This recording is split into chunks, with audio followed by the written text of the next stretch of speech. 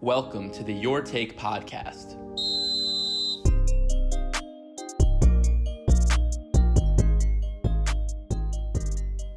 Welcome back. Now we're going to jump in and go right into previewing and making predictions for the Lakers and the Bucks. Me personally, I have the Lakers going 5-3 in their 8 games in the restart, and ultimately coming up losing in the Western Conference Finals to the LA Clippers. That's my personal predictions. And looking at the Bucks, I had them going 6-2 in the restart and making it all the way to the finals and coming up just short with the Clippers beating the Bucks. We can get into all the reasons why I have those predictions in just a second.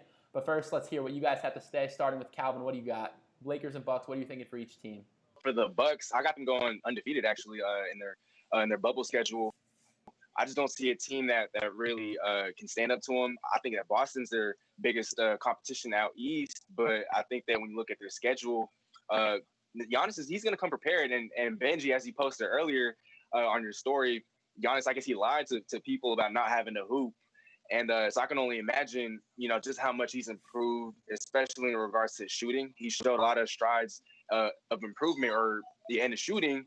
And so I think that, during quarantine, he's worked, as was, LeBron and the Lakers. But I think that there really isn't a team that could stop them, at least on their bubble schedule in the NBA restart. And I think that with the Lakers undefeated, I know that that might seem a little too too optimistic, but I just think that the Lakers as well, LeBron, he's on a mission, and resting Kobe Bryant, but I think that he really owes it to his big brother Kobe Bryant, as do the rest of the Lakers. And so I think that they're going to come into the bubble with the monkey on their back, and they're going to be highly motivated.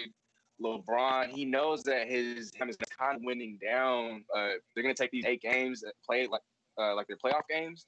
How far do you have each of them going and once the playoffs start up? I got them meeting in the finals. You got the Lakers, Lakers and Bucks finals. Yeah. All right, NBA Complex, what do you guys have? I think Bucks are going all the way to win it all. I know they don't have that much playoff experience, their team, but if you think about it, the Eastern Conference, other than the Boston Celtics and the Raptors and the Sixers, they have no one else. Of the brackets that these teams are on, you see the Sixers aren't even possibly going to play the Bucks in the second round.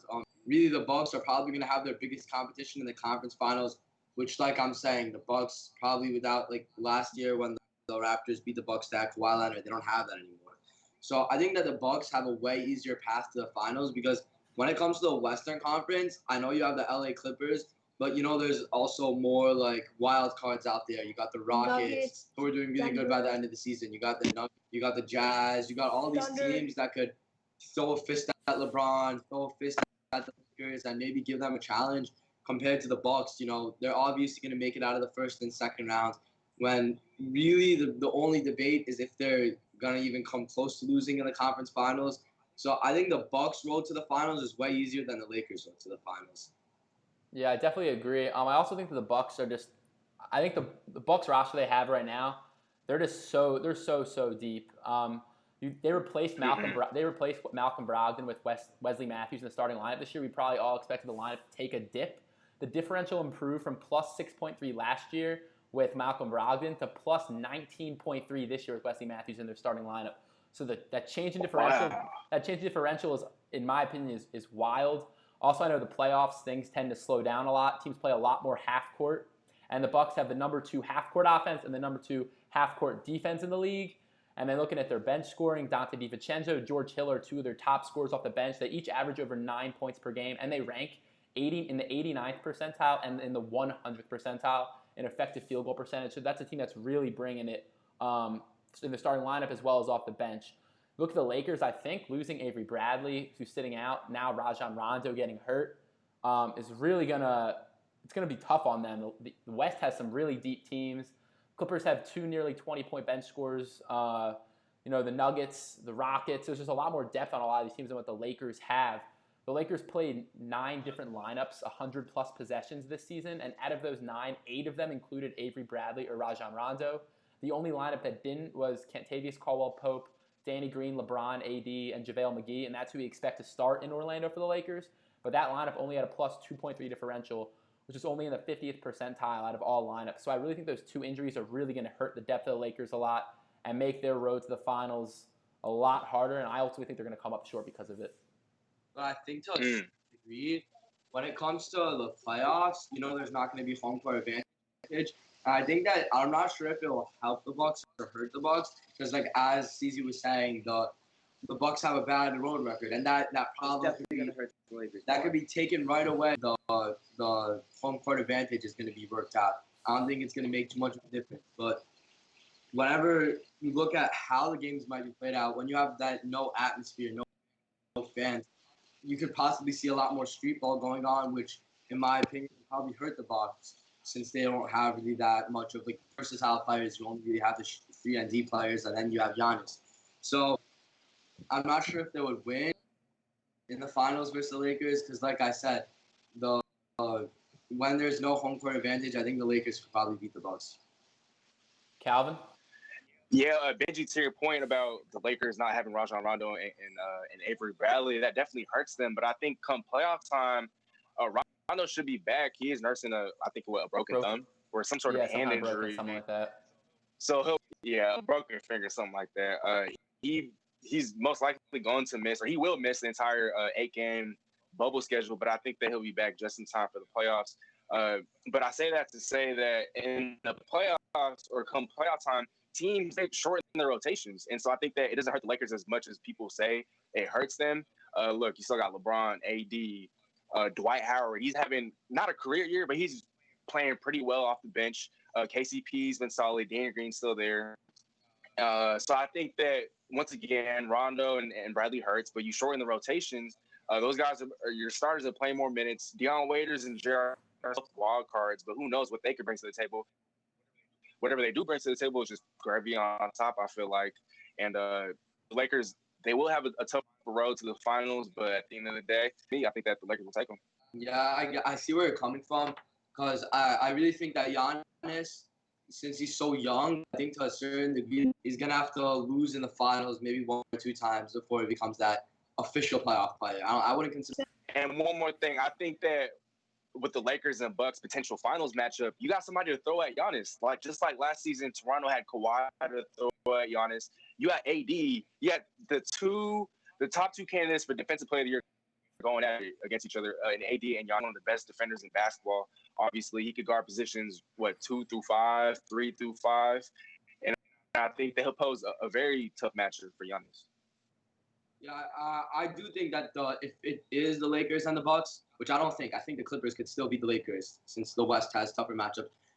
But if it does come down to the Lakers and the Bucks, when you factor in experience and the no arena and it's going to be a lot more street ball, I do think that the Lakers are probably going to beat the Bucks, experience-wise and all that. Yeah, I think the Lakers will probably find a way defensively to try to exploit the Bucks' offensive system. I think that is where the Bucks or the Lakers' advantage is. I think the Bucks, obviously, as you guys have kind of been saying, is much more of like a system offense, while Lakers, like I said, street ball. You just throw it to AD in the post. You give it to LeBron in the post. You make LeBron your point guard.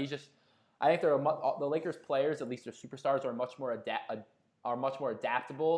and have been in a lot more bigger moments and can kind of go outside the system when they need to.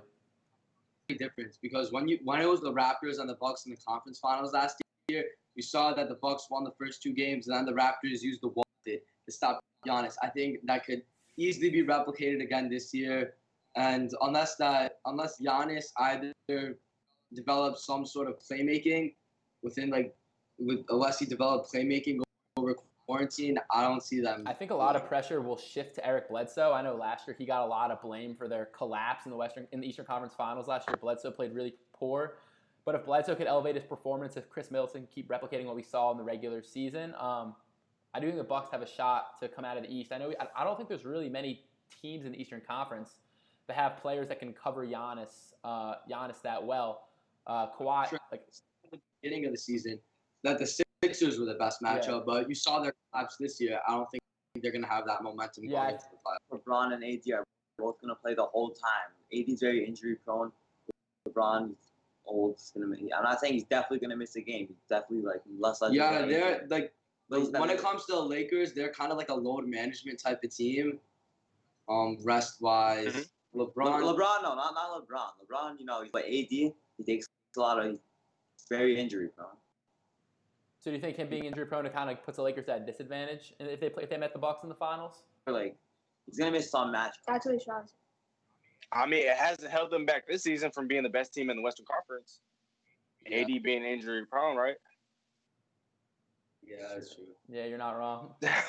I do think like another problem with the Lakers. That's really going to be a difference between the regular season and the playoffs. The Clippers are much more built for the playoffs. That's why, like, I still think the Lakers have a great chance of making it out of the West. But It's not true. to a certain degree, the Clippers can put up with definitely a better when it comes to like defensively, especially. You still have to see if Montrezl Harrell is going to come back, but they could clamp them up for sure. I also think the Lakers have a tough when you kind of look at their context, the context of their offense this season. Again, like we said, how the season it kind of slows down a lot more in the playoffs. The Lakers are second in the league in points per play when they're in transition, but only 15th in points per play when they're in the half-court set. So Lakers are going to have to try to kind of overcome some of those half-court issues. They're probably not going to have as many breakaways as they do in the regular season. And also the Lakers are so rim dominant. They have the second most frequency of shots at the rim, and they have the highest field goal percentage in shots at the rim. So it's going to make them extremely hard to cover inside. But I think that you play teams that can figure out, that have good big men that could try to stifle the Lakers inside, have a good rim protector. It's going to make them kind of take some more outside shots and could potentially be tricky for them to deal with. Sure. All right, we're running out of time. Before we go, I want to hear each of your guys' finals predictions. So let's start with you, Calvin. Who do you got? I know you kind of already said Lakers, but how many games do you have the Lakers beating the Bucks in? So I think it'll be a very, very good matchup. As you guys mentioned earlier, that they were 1-1 in the regular season. I think that overall, Milwaukee definitely has the better team, the better coach, better system. But I think that at the end of the day, LeBron, he's still the best player in the world. He's highly motivated. AD, he's looking to prove as well. He's had a lot of playoff failures in New Orleans. So I think that both these guys, both top 5 players in basketball, they have a lot to prove. And once again, like I mentioned earlier, they're on a mission to do it for Kobe, I feel like. And I just think that LeBron, his playoff experience will show. And the last time we saw him in the playoffs, he was averaging, 34, 9, and 9. And so playoff LeBron is a real thing. Once Rondo comes back, I think playoff Rondo is a real thing as well. And so at the end of the day, I think that it'll be neck and neck. But I have the Lakers coming out in 7 games to claim the 17th chip. We got them winning 4-3. Awesome. NBA Compass, do you guys have the three of you have different predictions, or do the three of you kind of all have the same prediction? And I think I have the Clippers beating the Bucks in 7 games. Cool. I don't know. So I know a lot of people who are Celtics fans, people who are Raptors fans. I know a lot of Sixers fans as well. I think they would probably argue that the Bucks do not have as easy of a road to the Eastern Conference as you guys are saying, but we'll see. So thank you guys. If you guys really like the opinions that you heard from Calvin and from Nate, Joe, and Ariel, be sure to follow them at NBA Conflicts and at Steezy_way. Calvin, I know you have a new Instagram handle as well. What's that one? Oh, it's just at Steezy S. Smith. Steezy S. Smith. Okay, so follow those handles if you guys enjoyed what you heard from our discussion today. We have some great episodes coming up next week. Next week is finally the start of the NBA season. We'll finally be starting up. So we'll be bringing you Eastern Conference and Western Conference previews, as well as doing deep dives into who we believe the all-NBA team should be and who we think will get the 8th seed in the Western Conference. So be sure to tune in next week. Thank you guys so much for a great show. We'll see you next time.